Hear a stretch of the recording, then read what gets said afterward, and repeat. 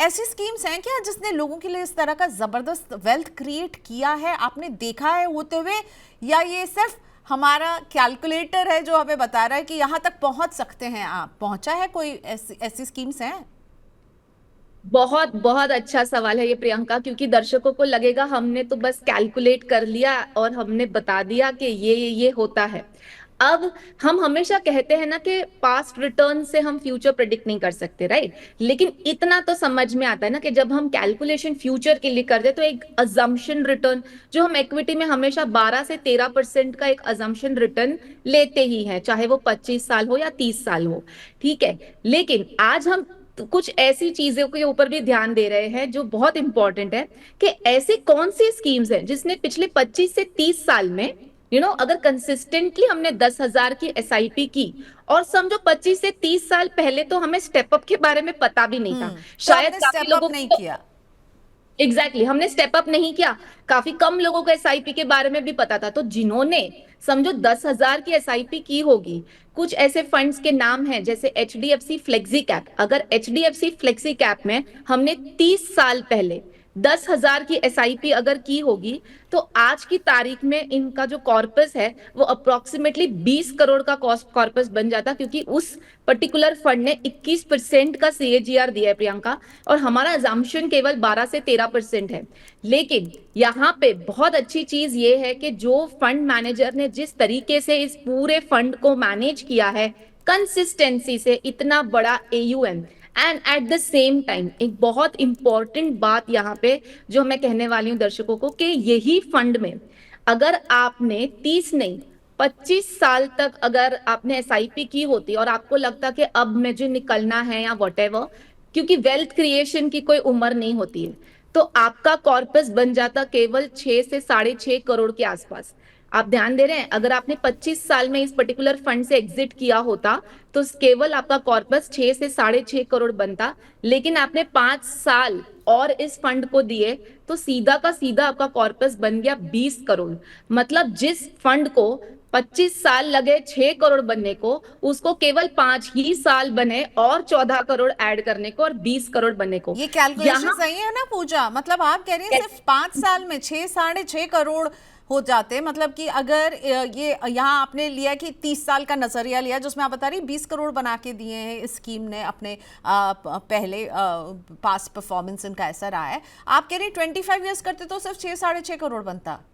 जी बिल्कुल, इनफैक्ट प्रियंका मैं इसके लिए कह रही हूँ कि जो कंपाउंडिंग है, जो हम कहते हैं ना ब्याज पे ब्याज पे ब्याज पे ब्याज जो बनता है ना, अगर हम ध्यान दें, अगर हमने अपने पास्ट में ऐसे जो स्कीम्स में रिटर्न सीएजीआर अच्छा बन के आया है और हमने एसआईपी स्टॉप नहीं किए ना, तो ये जो कंपाउंडिंग के बेनिफिट है ना, ये 15 साल के बाद दिखता है। 20-25 साल तक अगर आप एसआईपी कंटिन्यू करते ना, तो आपको लास्ट के जो 20 साल 25 साल 30 साल जब आपको एक्चुअली पैसा निकालना है ना, वो लास्ट 5 इयर्स में ही पूरा खेल है कंपाउंडिंग का।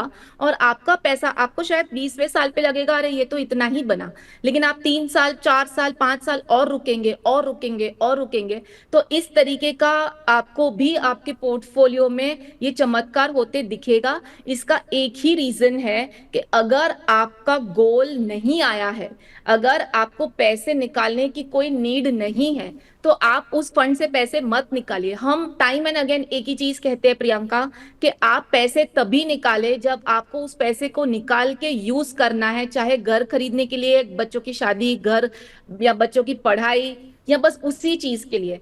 जब भी मार्केट में उतार चढ़ाव आता है, हमने पिछले इतने टाइम में इतने इंसिडेंसेस देखे, हमने कोविड देखा, हमने जीएसटी देखा, हमने पास्ट 1 ईयर में वॉर सिचुएशन देखी, हम अभी भी एक ऐसी सिचुएशन से गुजर रहे हैं। तो ऐसे टाइम पे ना हम जब ये क्लासिक एग्जांपल्स देखते हैं, हमको लगता है हम पैसे निकाल क्यों रहे हैं? हमें तो पैसे निवेश करने हैं, और हमको पैसे तभी निकालने हैं जब हमें एक्चुअली उस पैसे को गोल की तरफ यूज करना है। वरना आप मत हाथ लगाइए, आप देखेंगे आपके पोर्टफोलियो में ऐसे वंडर्स। ओके, सो ये एचडीएफसी फ्लेक्सी कैप फंड के अलावा भी आप दो स्कीम्स बताने वाली हैं, राइट? जी, इनफैक्ट दो और एग्जांपल दे देती हूँ। एक है निप्पॉन का growth fund which is a mid cap category fund. पहला वाला फ्लेक्सी कैप कैटेगरी फंड था जिसमें लार्ज कैप ऑब्वियसली ज्यादा आ जाता है। Next is a mid cap जो थोड़ा ऑब्वियसली रिस्की फंड हो जाता है, लेकिन 30 साल का समय। इसमें भी हमने कंपैरिजन यही भेजा है। 10,000 की एसआईपी, अगेन इसमें कोई स्टेप अप नहीं था, उस समय हमने स्टेप अप के बारे में सोचा भी नहीं था। किसी ने 10,000 की एसआईपी अगर निप्पॉन ग्रोथ में की होती, आप सीएजीआर देखिए, दोनों अप्रोक्सीमेटली 22% का सीएजीआर है। लेकिन 25 साल में अगर आपने रिडेम्पशन लिया होता तो 10 करोड़ का आपका कॉर्पस बनता। लेकिन 5 साल और अगर आप उस फंड में बने रहते तो सीधा कॉर्पस डबल हो जाता। डबल से भी मैं तो कहूँ 3 गुना ही, ऑलमोस्ट 26.54 करोड़। सो आप देखिए, 10 करोड़ बनाने के लिए 25 साल लगे, लेकिन 10 से 26 करोड़ मतलब 16 करोड़ का जो वो फासला है वो केवल लास्ट 5 इयर्स में बना।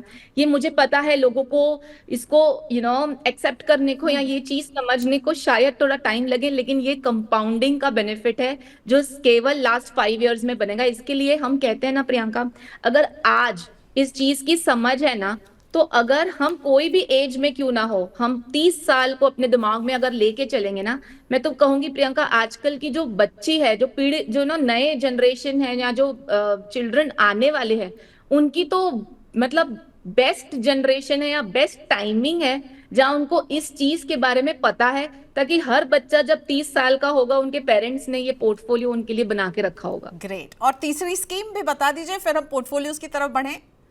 जी, तीसरी मैंने एक आईसीआईसीआई मल्टी कैप दिखाई है जो अराउंड अराउंड वही 30 साल का, जो अगेन उसका भी टेन्योर है, जिसमें भी 10,000 की एसआईपी, क्योंकि large cap, mid cap, small cap तीनों। लेकिन ये फंड में क्योंकि मल्टी कैप कैटेगरी काफी लेट आई कैटेगराइजेशन की वजह से, सो पहले ये स्कीम ज्यादातर लार्ज कैप थी, तो इस वजह से रिटर्न्स एग्जैक्टली मिड और स्मॉल कैप के नहीं है। 17% रिटर्न जो सीएजीआर है वो लार्ज कैप पोर्शन के ज्यादा है। लेकिन 10 करोड़ इसने भी बनाए 10,000 की एसआईपी के साथ। आज हम जो डिस्कशन कर रहे हैं प्रियंका आपके साथ, वो यही है कि 10,000 की एसआईपी से 10 करोड़।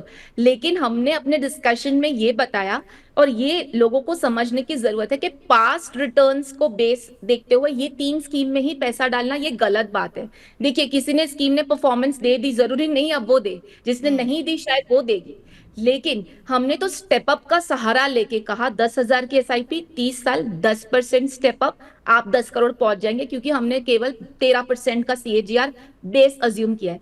लेकिन हम दर्शकों को सिर्फ ये स्कीम इसके लिए बता रहे हैं कि विदाउट स्टेप अप भी हमारे पास ऐसी स्कीम्स हैं, क्योंकि ये 3 स्कीम है जो 25-30 साल बाद पहले पुरानी है। इसके लिए मैंने ये 3 स्कीम को बेसिकली यहाँ पे इनकॉर्पोरेट किया है इन एग्जाम्पल में, कि इतने साल पहले पुरानी स्कीम ने भी 10 करोड़ कमाए हैं केवल 10,000 की एसआईपी से, और विदाउट एनी स्टेप अप, क्योंकि उसका सीएजीआर इतना अच्छा था। तो ये दर्शकों को दिखाना जरूरी था कि हम जो शुरुआत में कहे 10,000 की एसआईपी से 10 करोड़ वो बनते हैं, लेकिन ये चीज को अभी से अगर करना है तो स्टेप अप को लेके चले, क्योंकि हम तो बेसिक रिटर्न लेके ही चलेंगे, फिर ज्यादा बन गए तो अच्छी बात है। और दूसरा, सिर्फ ये स्कीम में नहीं, डिस्क्लेमर, डाइवर्सिफाइड पोर्टफोलियो बनाए आपके किसी भी फाइनेंशियल प्लानर एडवाइजर के साथ बैठ के, डिस्ट्रीब्यूटर जो भी अगर है उनके साथ बैठ के समझिए। Large cap, mid cap, small cap, flexi cap, multi cap, 5 या 6 स्कीम मैक्सिमम, लेकिन पास्ट परफॉर्मेंस को देखते हुए वही स्कीम में पैसा डालना गलत बात। नंबर 2, बहुत ज्यादा स्मॉल कैप को इंक्लूड करना गलत बात। नंबर 3, बहुत ज्यादा सेक्टोरल फंड को इंक्लूड करना गलत बात। That's it. एंड बाकी पोर्टफोलियो को अच्छी तरीके से आप डाइवर्सिफाई रखें, एंड एसआईपी से पैसा मत निकालिए। आपको कंसिस्टेंसी दिखानी पड़ेगी, तो ही आपको रिटर्न में भी कंसिस्टेंसी मिलेगी। ओके, सो डिस्क्लेमर ये कि 3 स्कीम्स का हमने एग्जाम्पल दिया, इसमें निवेश करने की सलाह ना पूजा दे रही है, ना आपको मनी 9 दे रहा है। आपको अपने सलाहकार से इस विषय में बातचीत करके निवेश करना चाहिए। हमने बस इसे एग्जाम्पल देने के लिए आपको बताया था।